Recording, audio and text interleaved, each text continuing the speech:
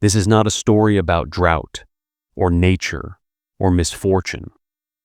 This is the story of the deadliest man-made famine in history, engineered by a dictator who valued ideology more than human life. From 1958 to 1962, as Mao Zedong demanded impossible grain quotas, villages emptied, families shattered, and hunger turned neighbors into enemies. Tonight, in Dictators Files, we open the case of China's Great Famine and the people who paid for Mao's vision with their lives. 1958, Mao Zedong launched the Great Leap Forward, a political storm he believed would force China into a new industrial age: steel, communes, miracle harvests. Historian Frank Decotter notes that Mao believed grain production could be increased by sheer will, and every provincial leader understood what that meant. Truth was optional. Loyalty was not. In Anhui, Party Secretary Zheng Shisheng announced yields no field had ever produced. 10 times normal, 20 times. The numbers climbed because they had to. In early 1959, Liu Shaoqi, China's head of state, quietly inspected several provinces. What he found contradicted every glowing report sent to Beijing. People eating leaves, villages silent except for the weak moans of the starving. Communes pretending to meet quotas while their residents collapsed behind barns. Yang Jisheng later described this system as a pyramid of lies, each level exaggerating production to survive the level above it. One grain storekeeper in Henan remembered being ordered to inflate the harvest figures. He said nothing, because telling the truth meant accusation, humiliation, and sometimes death. A teacher in Xinjiang recalled that when cadres asked for the real grain numbers, no one dared answer. We lied to live another day. The lies reached Beijing, and Mao celebrated them. He ordered even higher quotas, even larger grain shipments, even stricter searches for hidden food. A mother in Fengyang County later told investigators what happened when the requisition teams arrived at her door. They took the jar, they took the pot, they took the spoon. After that, we waited for hunger to finish us. The Great Famine did not begin with empty fields. It began with orders. Orders built on ideology, enforced by fear, and carried out by men who believed that disobedience was more dangerous than starvation. By 1959, the lies had climbed all the way to Beijing, so Mao demanded proof, not from the fields, from the people. He issued new orders. Grain must be collected first, and the villagers may eat what is left. There was nothing left. But the quotas did not shrink. They grew. Historian Yang Jisheng describes the next phase as a state that ate before the people could. Requisition teams spread through Henan, Anhui, Sichuan. Not politely, not with paperwork, but with clubs, searches, and midnight knocks. A commune in northern Henan remembered the first raid as a night that sounded like war. Doors kicked open, children woken by shouting, the light of torches moving from house to house. Cadres didn't ask. "Do you have food?" They asked, "Where are you hiding it?" Cooking pots were seized, rice jars smashed. Even spoons were confiscated, because a family without a spoon could not cook secretly. Frank Decotter writes that in some communes, officials took everything that could boil water. It was deliberate. If villagers couldn't cook, they couldn't resist. A mother in Fengyang County tried to hide a single sweet potato for her 2 surviving children. She buried it under cold ash in the corner of the room. A cadre found it. He held it up like a trophy. She fell to her knees begging. He beat her anyway. That sweet potato was taken to the commune granary, another addition to the inflated quota that would be reported to Beijing as progress. Her children starved. In Xinjiang, Henan, one of the hardest-hit regions, cadres set up watch stations. Villagers too weak to work were dragged there and forced to sit upright so they could not search for food on the ground. A survivor recalled, "It was like waiting to die while being watched." In Sichuan, ration cards were redistributed based on political loyalty. If you questioned the quotas, your ration was cut. If you complained, it was canceled. Hunger became a punishment. Starvation became a tool. By late 1959, the raids had hollowed out entire provinces. Homes with no grain were labeled counter-revolutionary. Families who kept a handful of kernels were accused of hiding property. A commune doctor in Henan remembered holding the bodies of dead children and saying nothing, because speaking meant being beaten, or worse. The state took the bowls, the state took the pots, the state took the grain, and when there was nothing left to take, it took the lives of those who remained.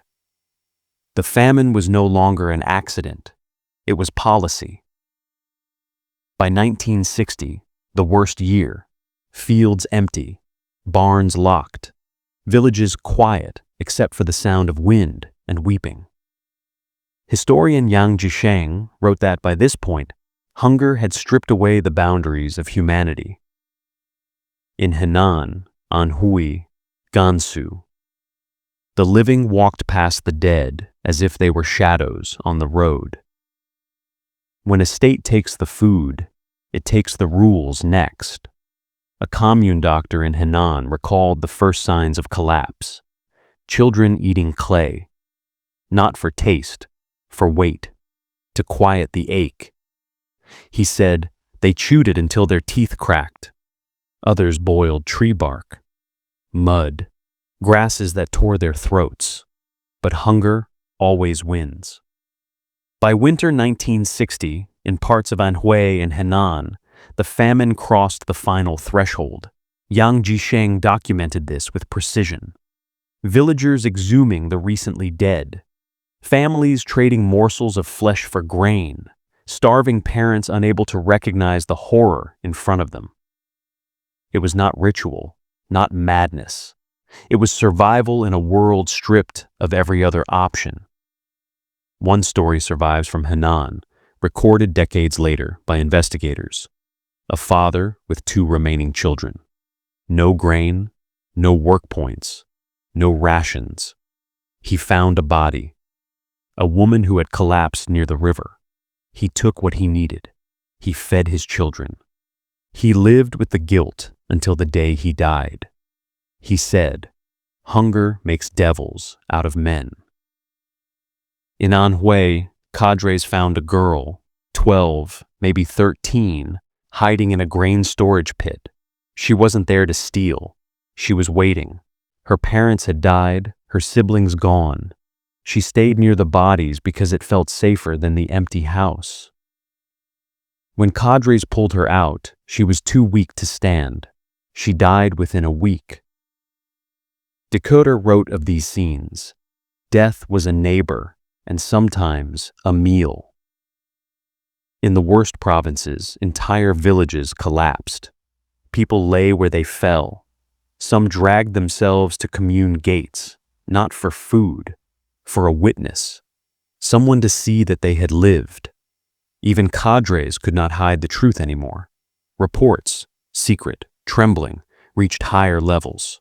Starvation widespread. People boiling leather. Some eating the dead. But the reports were buried. Mao's quotas remained. By spring 1960, one commune in Henan had lost more than half its population.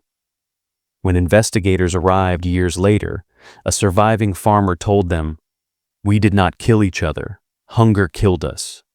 We just used what hunger left behind."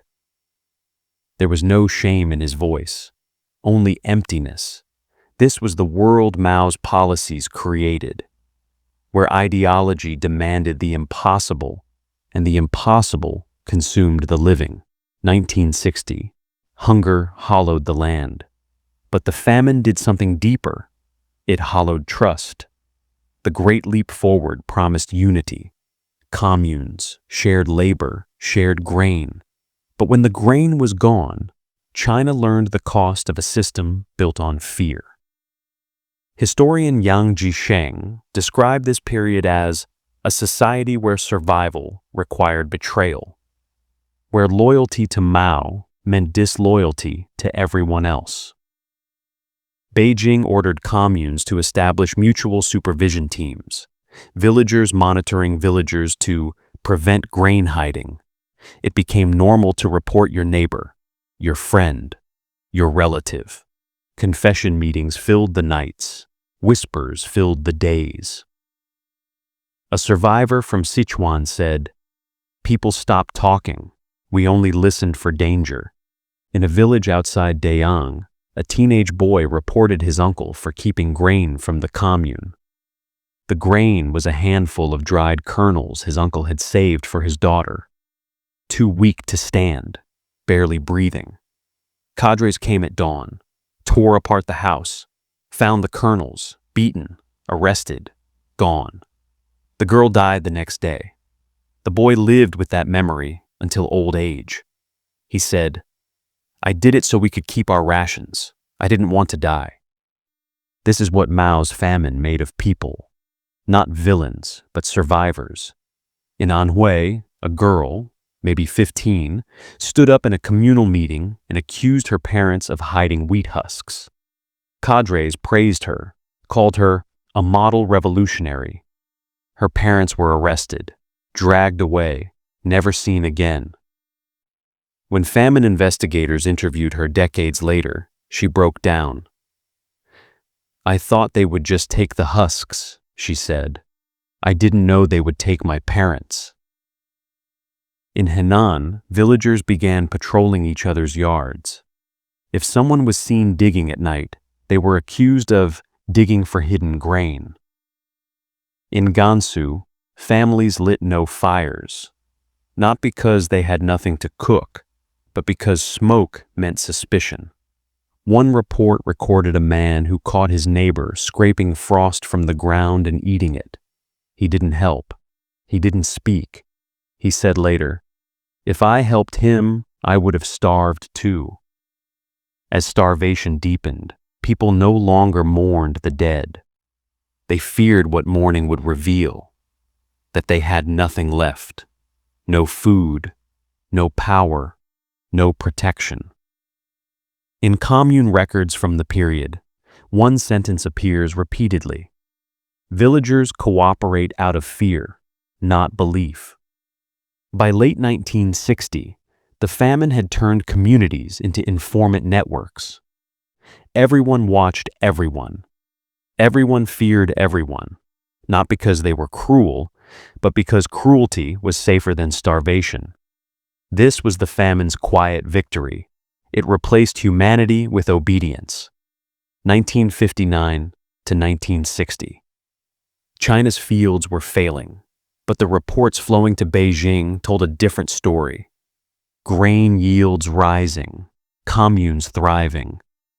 Red abundance everywhere. It was fiction, but fiction kept officials alive.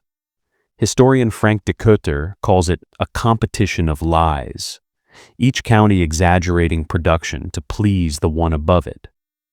When Mao toured Henan, local leaders staged fields thick as forests, grain transplanted from other villages just for his visit. Mao smiled. He raised quotas again. The illusion became policy. In Anhui, a county leader tried to correct the numbers, said the harvest was failing, that villagers were starving. He was dragged into a struggle session, beaten, humiliated, removed. His correction vanished. The inflated report stayed. When communes claimed impossible harvests, Beijing demanded impossible grain deliveries.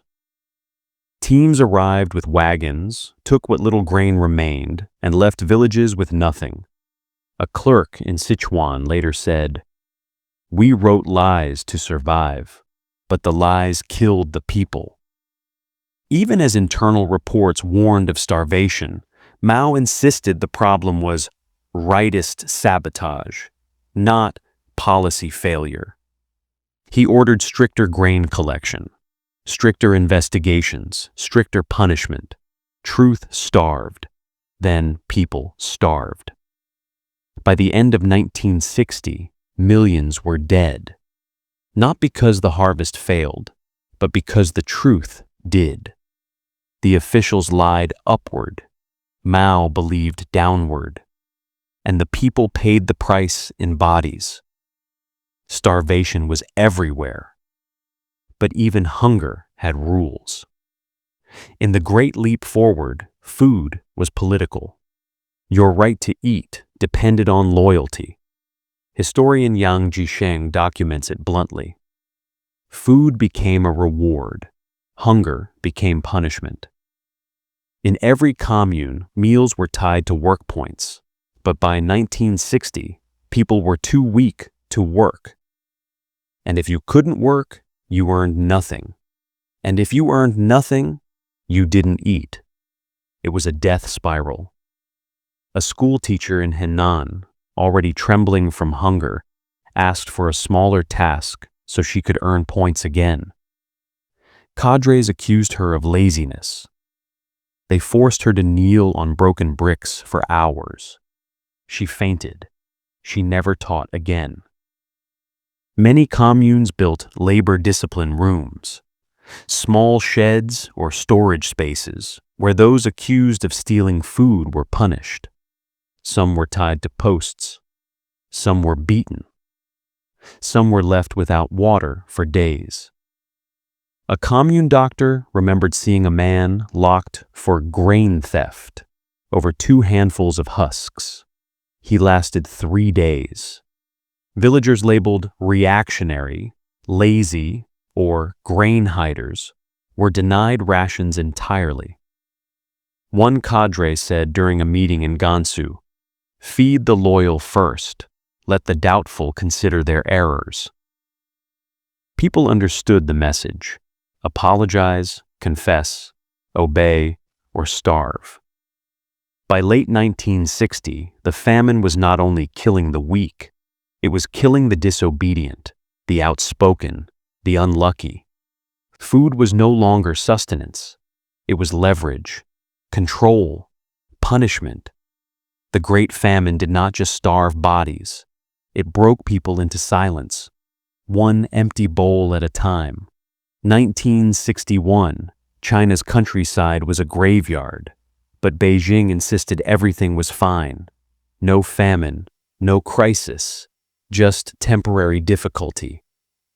Behind the silence, entire provinces were collapsing. Historian Yang Jisheng spent decades piecing together the truth. Officials burned records, altered ledgers, and erased entire village rosters to hide the scale of death. County clerks who tried to report real mortality were accused of slandering socialism. Some were demoted, some beaten. A few disappeared entirely. One survivor from Henan said, "The dead had no names. They vanished from the book as if they never lived." By 1961, families buried loved ones in shallow pits. No markers, no rituals, no mourning allowed. In Anhui, an investigator later found 6 corpses in a single hut. A grandmother, a mother, 4 children, all starved one by one. No report was filed. The commune wrote, "Family relocated." As the famine raged, Mao blamed bad weather and rightist elements, not the policies that caused the hunger. Internal documents were locked away. Provincial archives purged. Local cadres instructed, "Write nothing that harms the image of the revolution." Yang Jisheng estimates at least 36 million dead. Frank D. Cooter's research places the number closer to 45 million, the largest man-made famine in all of recorded history. A man from Xinjiang told researchers decades later, "We were not allowed to remember the dead. We were ordered to forget them." And for years, that is what China did. Not because the truth was unclear, but because the truth was forbidden. 1962. The famine was ending. Not because Mao stopped it, but because others stepped in after tens of millions were already gone. But the core truth remained. This was not a natural disaster. It was the cost of Mao Zedong's ideology. Throughout the famine years, reports of starvation reached Beijing. Cadres begged for lower quotas. Villages pleaded for grain release. Investigators warned entire counties were dying. Mao dismissed them. He said the complaints were exaggerations, rightist sabotage, or attempts to undermine socialism. He believed revolutionary will could defeat hunger, even when the bodies on the road said otherwise. In internal meetings at the time, Mao was recorded saying, "Better to let half the people die so the other half can eat their fill." A sentence that explained everything. Why quotas stayed high, why grain was seized, why truth was crushed. Human lives were expendable. The revolution was not. By late 1961, Liu Shaoqi and Deng Xiaoping quietly dismantled the most deadly policies, scaling back communes, restoring household plots, reducing quotas. Food slowly returned, but nothing could undo the graves already filled. No country should have suffered this. But Mao's China did, because one man's ideology was worth more than millions of lives. The Great Famine was not an accident, not a miscalculation, not nature. It was a political choice, a system that demanded belief, rewarded lies, and punished truth until hunger itself became a method of rule. This is the lesson the famine leaves behind. When a dictator decides ideas matter more than people, people disappear.